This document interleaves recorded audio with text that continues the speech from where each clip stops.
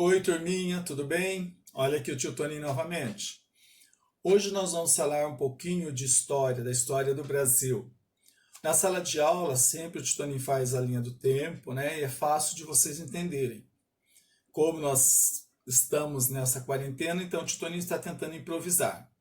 Então eu vou retomar um pouquinho da história, porque eu tenho certeza que muitos já esqueceram. Vai ser bem rapidinho, tá? Para nós entrarmos no conteúdo da nossa aula de hoje. Primeira coisa que nós temos que lembrar é período pré-colonial, né, que o Brasil é dividido a nossa história em período pré-colonial, colonial e república, que é a que nós estudamos, que é até nossos dias atuais, né? Então, o período pré-colonial ele vai de 1500 até 1530. Olha aqui, ó. E esses pontinhos aqui? Esses pontinhos aqui porque tinha história, tinha os índios morando aqui, mas ninguém consegue falar o que estava acontecendo. Então, a história existia, mas ninguém sabe contar, né?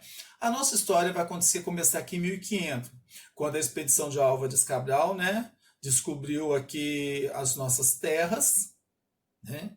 E, e ele chega aqui no Brasil, né, e toma posse das terras brasileiras. Então, o Brasil passa a pertencer a Portugal.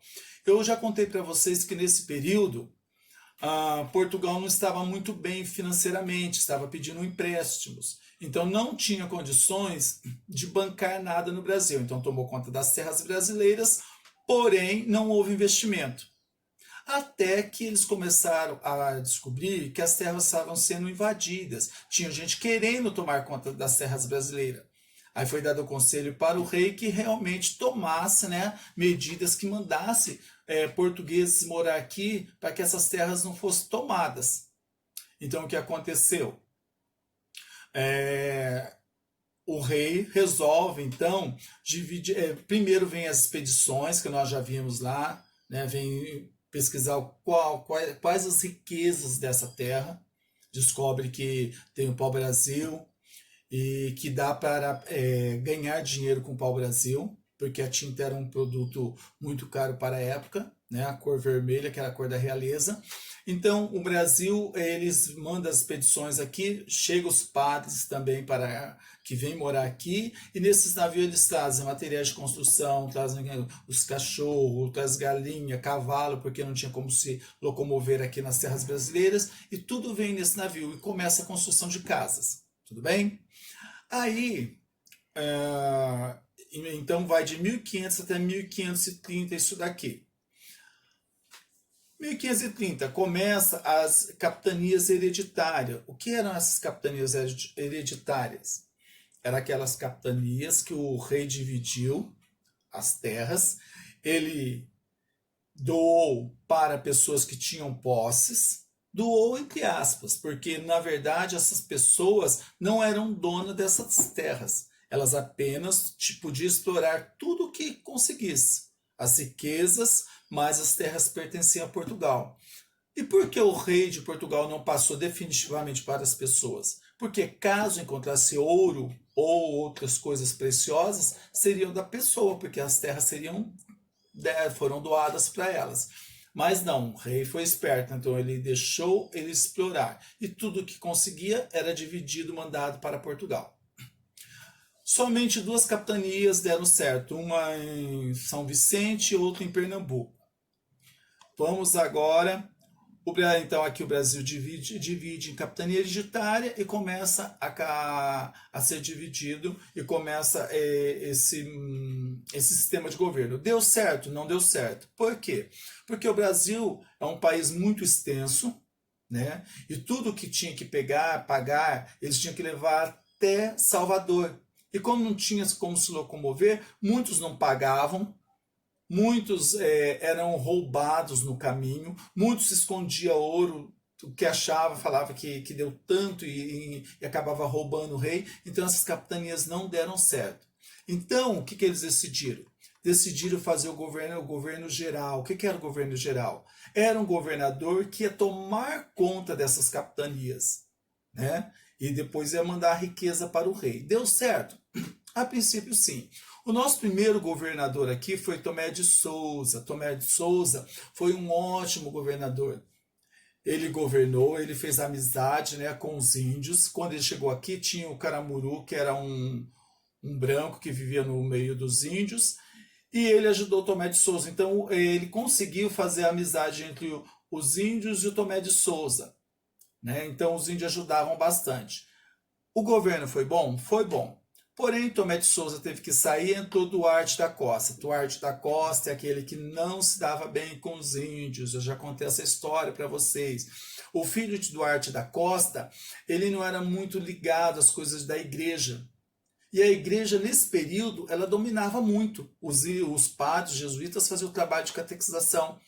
Então, era importante que o filho, né, Duarte da Costa, o governador geral, também estivesse envolvido com a igreja. Porém, ele não seguia as normas das igrejas, ele se desfazia, tinha briga entre os padres, então não deu certo. Então, Tomé, esse Duarte da Costa, não foi bem visto. Além disso, ele criou um problema sério com os índios. Ele queria escravizar os índios. E os índios ficaram muito bravos. É claro, né? Ninguém quer, me castigue, quero ser escravo, quero ser ninguém. Então os índios se revoltaram contra Duarte da Costa. E para se vingar do Duarte da Costa, o que os índios fizeram? Os índios começaram a ajudar os franceses que estavam roubando madeira lá no Rio de Janeiro. Então os índios foram ajudar, uma forma de castigar o Duarte da Costa. Porém, não deu muito certo esse Duarte da Costa, foi embora. Aí chega o terceiro governador geral, que é o Mendes Sá.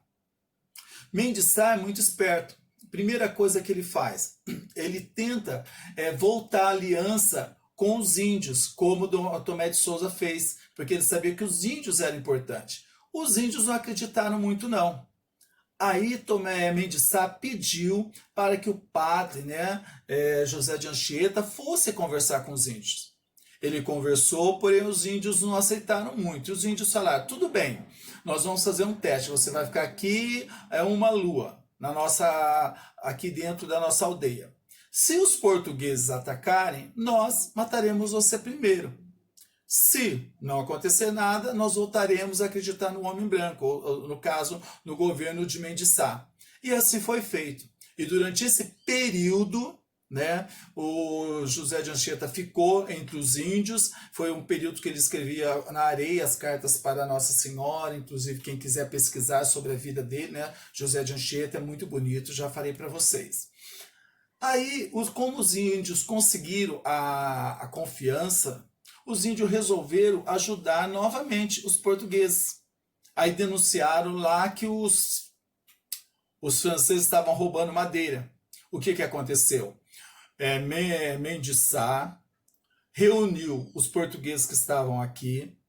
Aqueles portugueses que estavam lá na capitania hereditária tiveram que vir e eles desceram todo o litoral brasileiro até o Rio de Janeiro. Chegando lá, eles prenderam os prenderam os franceses que estavam roubando a madeira, né? Só que isso não iria resolver. Por quê? Porque os franceses poderiam voltar.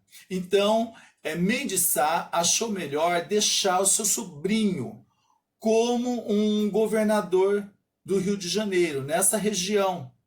Então ele deixou seu sobrinho chamado Estácio de Sá. Estácio de Sá passa a tomar conta da região do Rio de Janeiro. Então ele funda aqui, a cidade do Rio de Janeiro. Ele funda a cidade e fica tomando conta para evitar que os franceses invadissem novamente. Tá?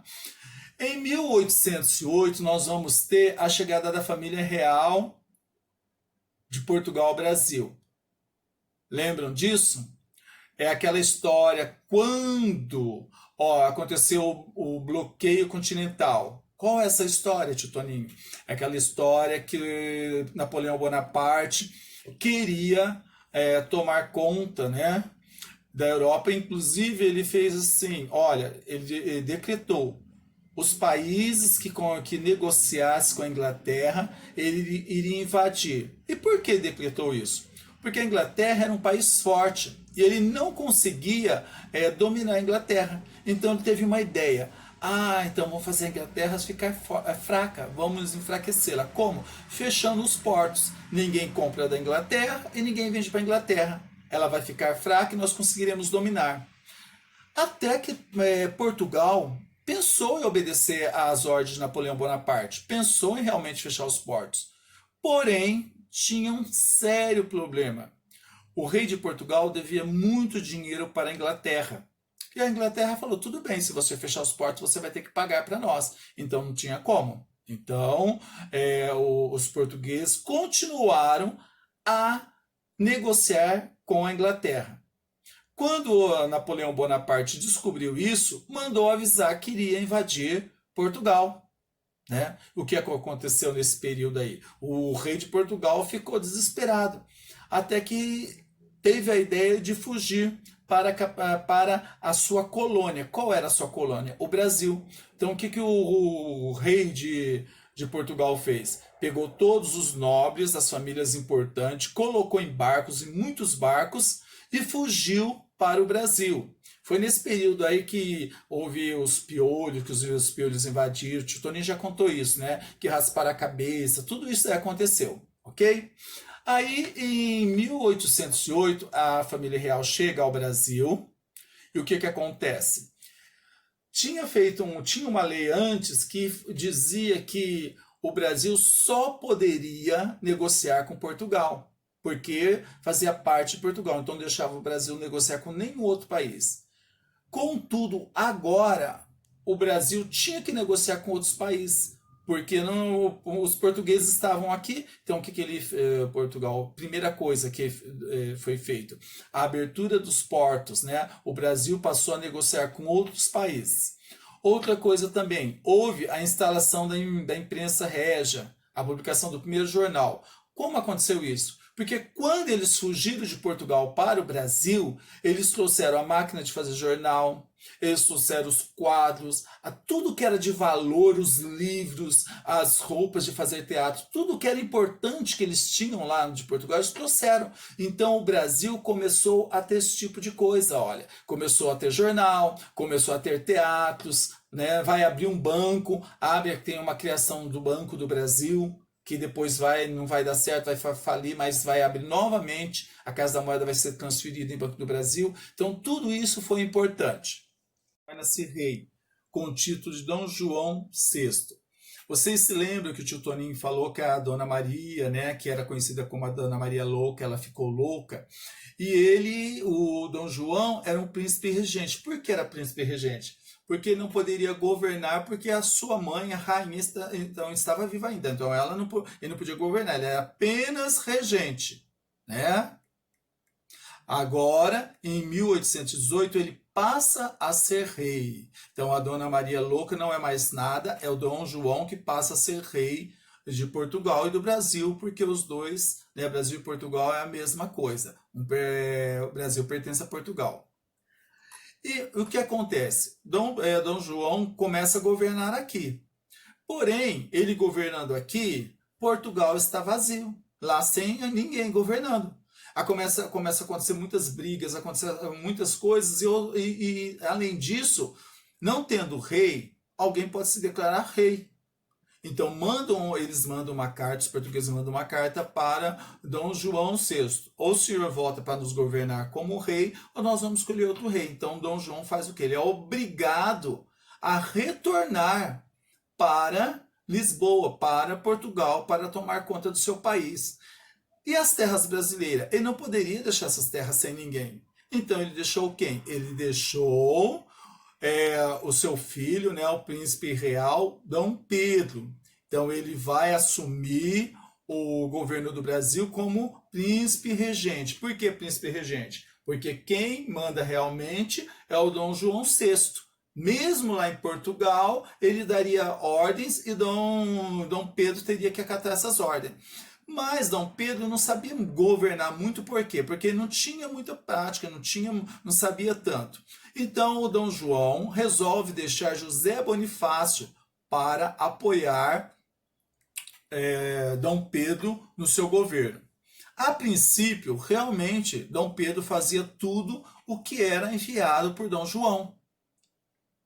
Ele mandava as cartas e eu lhe obedecia. Até que o José Bonifácio teve a ideia de fazer, olha, Dom Pedro, você poderia fazer uma lei dizendo que só iria entrar aqui, realmente entrar em vigor, começar a valer aquilo que você assinasse. Se o seu pai mandar alguma coisa e você não concordar, você não, a lei vai te proteger. E assim ele fez, né? Então ele fez essa lei, tudo que chegava ele autorizava ou não. Porém, existiam portugueses que moravam aqui que não gostavam muito da presença da família real aqui. Queria que eles voltassem para Portugal e queria que Dom Pedro fosse junto, ok? Então o que eles fizeram? Eles deram um jeito de comunicar ao rei Dom João lá em Portugal o que Dom Pedro tinha feito. Quando Dom Pedro ficou muito bravo com isso, né? E mandou avisá-lo que ele aqui seria como assim? Ele seria apenas um laranja, ele obedecia às ordens dele. Quem mandava era Dom João VI. Olha, Dom Pedro, você obedece. O que eu mando você tem que fazer, né? E nesse período, como estava acontecendo tudo isso, tinham alguns portugueses que queriam que realmente o Dom Pedro fosse embora, que a família real fosse embora e eles começassem a governar aqui, como antes da família real chegar. Porém, tinha os portugueses que já eram nascidos aqui, que eram filhos de portugueses, eram brasileiros, porque eram nascidos aqui, que gostavam do Brasil. E o que eles pensaram? Se Dom Pedro for embora, vai acontecer o quê? Todo mundo vai começar a governar, então a gente não pode fazer isso, não podemos deixar Dom Pedro embora. Então o que eles fizeram? Eles fizeram uma carta pedindo assinatura, pedindo que Dom Pedro ficasse. Quando Dom Pedro recebeu aquela carta, ficou tão emocionado e falou, nossa, se é para o bem da nação, eu fico, né? E esse dia ficou conhecido como o Dia do Fico. Quando ocorreu isso? Ocorreu no dia 9 de janeiro de 1822, tá? Bom, em 22 ainda nós tivemos algo importante. O que é que aconteceu? Dom Pedro, quando ficou sabendo de tudo isso, mandou uma carta avisando que iria exigir que Dom Pedro, seu filho e a sua esposa, Dona Leopoldina, voltassem para Portugal, porque eles não estavam obedecendo às ordens que ele estava enviando, né? O que aconteceu? A carta chegou, só que quando a carta chegou lá no Rio de Janeiro, Dom Pedro não estava lá no Rio de Janeiro. Dom Pedro estava lá em São Paulo. Por quê? Porque São Paulo e Minas Gerais, eles tinham atrito entre eles. Então, Dom Pedro foi lá para São Paulo resolver essa situação. E a carta chegou, quem recebeu foi a Dona Leopoldina. Dona Leopoldina leu o que estava escrito, ficou assustada e foi pedir uma orientação a José Bonifácio. José Bonifácio leu aquilo e falou, olha, Dona Leopoldina, o único jeito é Dom Pedro separar de Portugal, né? Proclamar a independência, porque se ele fizer isso, o Dom João, né, o rei lá de Portugal, não vai poder exigir nada dele, porque o Brasil não pertence mais a Portugal. Leopoldina, mais que depressa, mandou uma carta para Dom Pedro lá em São Paulo. Quando o mensageiro chegou, que ele leu a carta, ele ficou, né, leu aquilo, falou, tem que separar, então, ele deu o grito, né, por Deus, pela independência, liberta o Brasil, independência ou morte, né, foi esse gritinho dele. Isso aconteceu quando? No dia 7 de setembro de 1822. Mas será que só esse gritinho dele foi o suficiente para separar o Brasil de Portugal? Não, não foi. Então, a partir, né, de 1822, Dom Pedro passa a ser o imperador do Brasil. Por quê? Porque cortou os vínculos com Portugal. Então ele passa a ser imperador. Então o Brasil começa a entrar no Brasil um período chamado período imperial. Ou seja, um período governado por um imperador. Mas então, tio Toninho, esse gritinho foi suficiente? Não. Porque Dom João pediu para que ele pagasse uma quantia para libertar o Brasil de Portugal, ok? Aí eu contei a história que Dom Pedro foi pegar o dinheiro lá emprestado para a Inglaterra pegou, cobrou, né, os portugueses, o rei de Portugal disse que não tinha dinheiro, ele falou, mas vai ter porque o Brasil vai pagar. Então teve aquele jogo de um emprestar o dinheiro para o outro. Nós já vimos isso na sala, o tio Tony fez as setinhas, né? Vocês se lembram disso. Então vamos continuar aqui.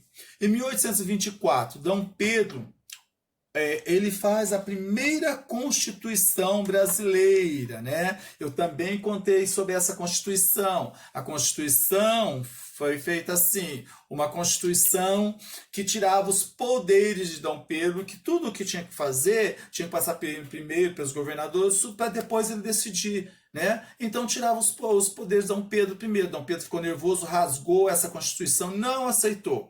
Aí foi feita uma nova Constituição, e essa Constituição dava plenos poderes a Dom Pedro. É claro que ele gostou dessa Constituição, né? Porque ele ia mandar em tudo, ao poder moderador. Até o tio Toninho, que é bobinho, ia gostar disso, de saber, de, né, poder mandar em tudo. Então essa Constituição entrou em vigor em 1824. Em 1831, vamos ver o que acontece. Dom Pedro I começou a cobrar muitos impostos. Então ele não foi esse anjinho, não, né? Ele começou a cobrar muitos impostos sobre as pessoas. Houve, né, aquela querendo separar o Brasil, que o tio Tony contou com Frei Caneca, aquela tentativa de separar uma parte do Brasil, né? De dos domínios de Dom Pedro I, onde o Frei Caneca acabou morrendo. Nós já vimos isso. E a situação começou a agravar bastante, porque o povo estava insatisfeito com ele, com Dom Pedro. Então o povo queria que ele fosse embora. Então o único jeito foi Dom Pedro I abdicar, quer dizer o quê? Abrir a mão do trono, né?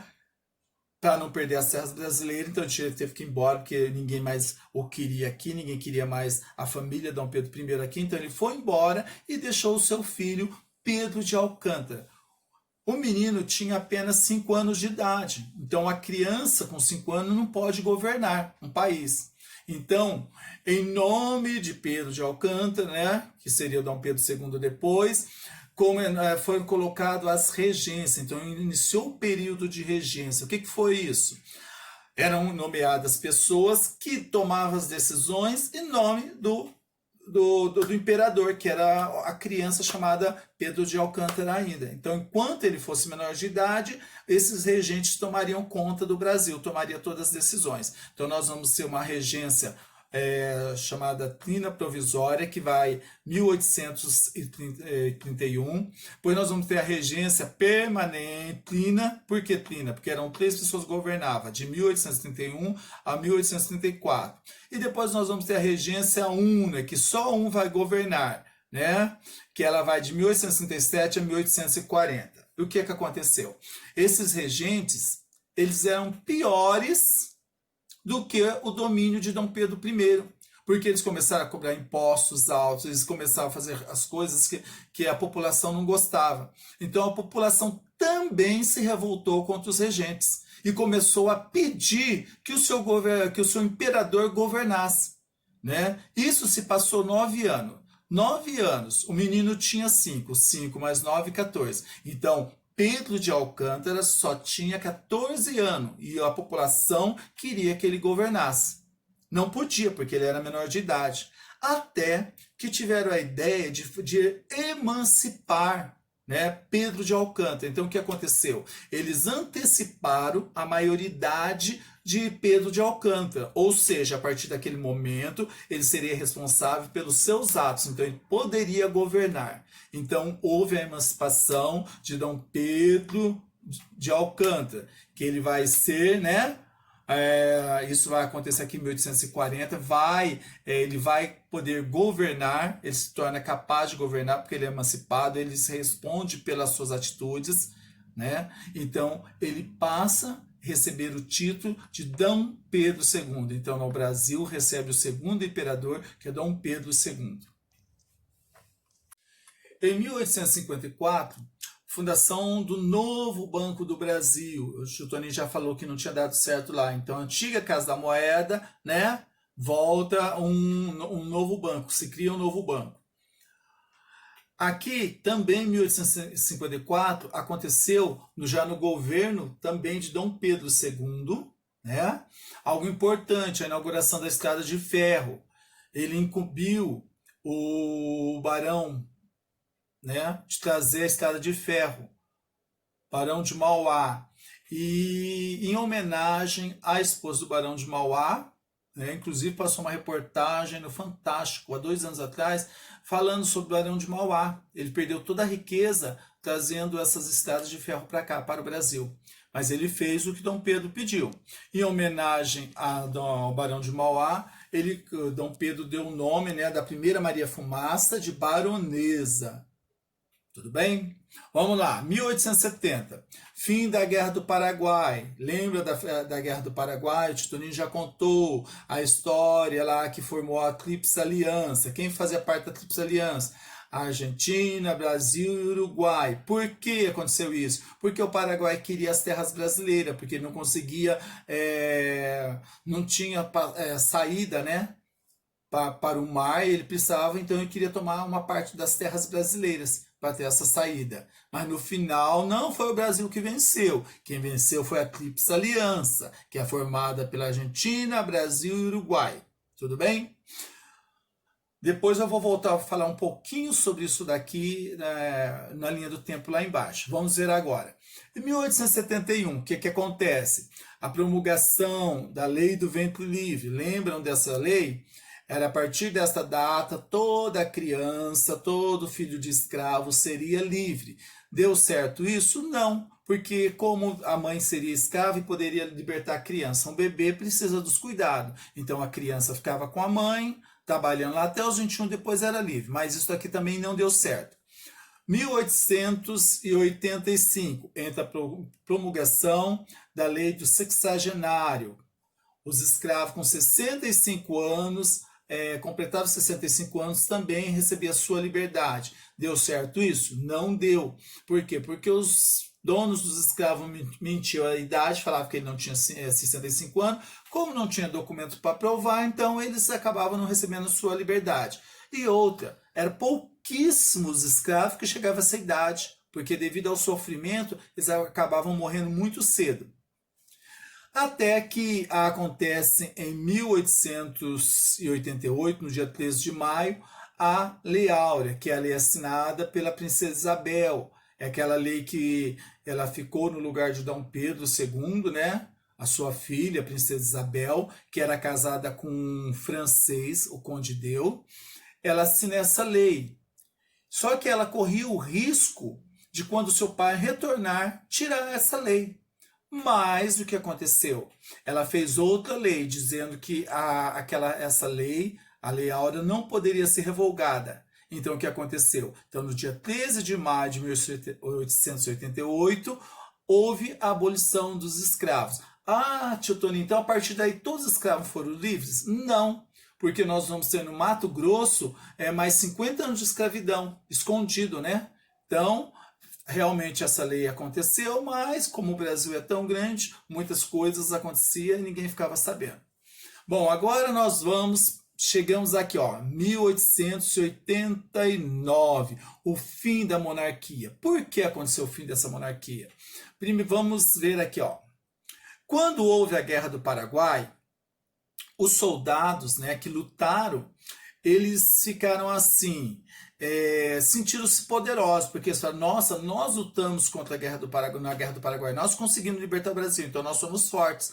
Eles começaram a ficar descontentes, porque ganhava pouco, as fardas, né, as roupas recebiam uma vez por ano e eles começaram que eles queriam mais coisas, queria também fazer parte tomar conta, né, nas decisões do país, e tudo quem tomava era quem?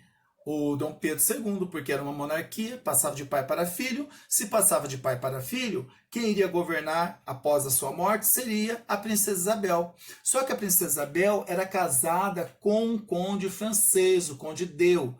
E se ela assumisse o poder, nós teríamos um francês governando o Brasil. Era o sonho do da França, né? Sempre governar o Brasil. Entre os republicanos, Havia muitos profissionais letrados, ou seja, pessoas que estudadas, né, como os advogados, jornalistas, comerciantes, que defendiam um sistema republicano, queria que acabasse a monarquia e que se tornasse uma república, ou seja, que o governante fosse escolhido pelo povo, o povo escolhesse seu governante, e não passasse de pai para filho como estava acontecendo, tá? Os militares começaram a reivindicar os melhores salários devido à Guerra do Paraguai, queriam também tomar decisões no país, não queria só que fosse o Dom Pedro II, e começaram a reivindicar isso. Então, Dom Pedro II começou a ficar numa situação desfavorável, porque tinha muita gente querendo o fim da monarquia. Muitas pessoas acreditavam que enquanto a monarquia estivesse aqui comandando o Brasil não ia prosperar, não ia crescer, ia ficar um país parado, né, estagnado. Além disso, nós tínhamos os cafeicultores, tínhamos dois grupos de cafeicultores. Um grupo de cafeicultor defendia o fim da escravidão. Por quê? Porque eles já estavam contratando os imigrantes italianos para trabalhar. Então eles queriam que libertasse os escravos. Tá? E tinha outro grupo que não, que queria que permanecesse os escravos. E como que eles iam conseguir isso? Apoiando Dom Pedro II. Enquanto Dom Pedro II estivesse no poder, eles seriam escravos. Ah, mas Dom Pedro, então, era a favor da escravidão. Ele não era a favor da escravidão. Tanto é que a sua filha, né, muitas vezes vendeu suas joias e comprou, né, a liberdade de alguns escravos. Não é isso, mas com a força desses cafeicultores, ele conseguia se manter no poder. Porém, quando aconteceu a abolição dos escravos aqui, que a princesa Isabel assinou a lei da escravidão, o fim da escravidão, o que aconteceu? Esses cafeicultores que apoiavam o Dom Pedro II, que conseguia mantê-lo no poder, se voltaram contra eles, ficaram revoltados contra eles e passaram a apoiar também a abolição, o fim da monarquia. Né? Foi uma forma de se vingar de Dom Pedro. Eles também queriam que a monarquia, porque uma monarquia que já não é mais escravo, ninguém vai segurar escravo mesmo, então vão acabar com a monarquia no Brasil. Bom, então, e os republicanos também pediam muitas coisas, muitas reformas, né? Porque eles queriam participar. Dom Pedro II, diante de tudo isso, até tentou fazer algumas mudanças, né? Ceder o que os republicanos pediam. Porém, demorou muito. E o que aconteceu? No dia 15 de novembro de 1889, um grupo de militares liderado por Marechal Deodoro da Fonseca reuniu-se na capital, né? no caso Rio de Janeiro, e proclamou a República. Então, o Brasil deixa de ser uma monarquia e passa a ser uma república. Então nós temos o fim do período imperial. Então em 1889 vai surgir o período republicano que vai até os nossos dias. E o que aconteceu com o nosso imperador, Dom Pedro II? O nosso imperador estava reunido lá em Petrópolis, né, no Rio de Janeiro, com a família, recebeu o comunicado que o Brasil não mais queria aqui, não queria sua família governando, que é para ele ir embora. Então, ele pega a sua família e vai embora para a Europa, parte para a Europa. Dom Pedro II, ele se exilou, ele ficou lá em Paris e acabou falecendo no dia 5 de dezembro de 1891. Na ocasião da sua morte, ele recebeu um funeral com honrarias, né? Afinal de contas, ele era importante, mas a honraria não como um imperador, e sim como um chefe de Estado. Tudo bem? Pessoalzinho, essa é a nossa revisão, né, que nós fizemos, aquela revisão que o tio Toninho sempre faz na sala de aula. É claro que lá dá para fazer assim, bem mais rico, com mais detalhes. Então aqui nós fizemos um resumo bem rápido. Agora, eu quero que vocês leiam o capítulo da página 24, que é o fim da monarquia, que o tio Toninho acabou de explicar ali, e façam os exercícios da página 25. Somente isso para a próxima semana. Depois nós faremos a correção, tá bom?